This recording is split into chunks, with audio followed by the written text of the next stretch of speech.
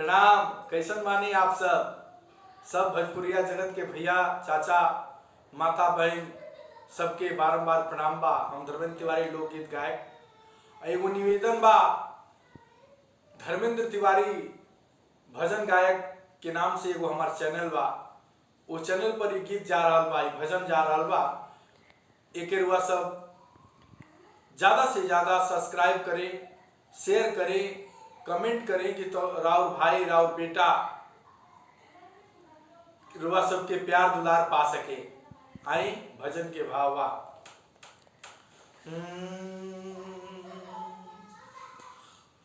फरेला से झरेला, फरेला से झरेला, जे बरेला बुताला धर्मशाला दुनिया। एगो आवेला एगो जाला धर्मशाला दुनिया। एगो आवेला एगो जाला, फरेला से झरेला, फरेला से झरेला, जे बरेला बुताला धर्मशाला दुनिया। एगो आवेला एगो जाला धर्मशाला दुनिया। एगो आवेला एगो जाला।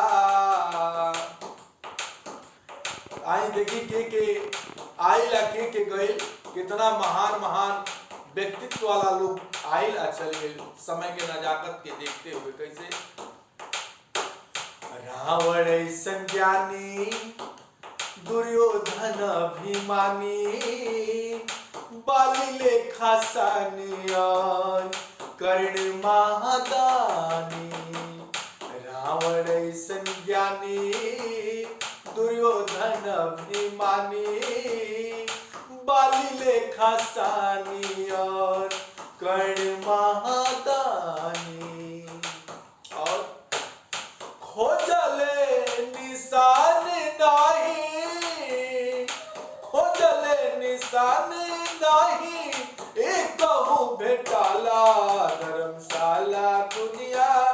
एगो आवेला एगो जाला धर्मशाला दुनिया। एगो आवेला एगो जाला।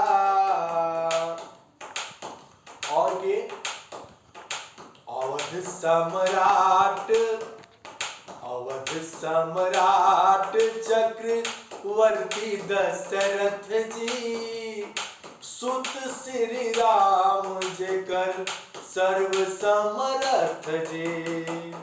अवध सम्राट चक्रवर्ती दशरथ जी, सुत श्री राम जे सर्व समर्थ जी। समय के ओलार नाही, समय के ओलार नाही, रोकले रोकाला धर्मशाला दुनिया।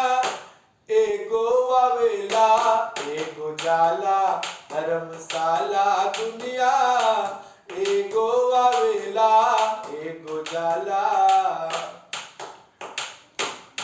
फरेला से झरेला, फरेला से झरेला, अजे बरेला बुताला धर्मशाला दुनिया।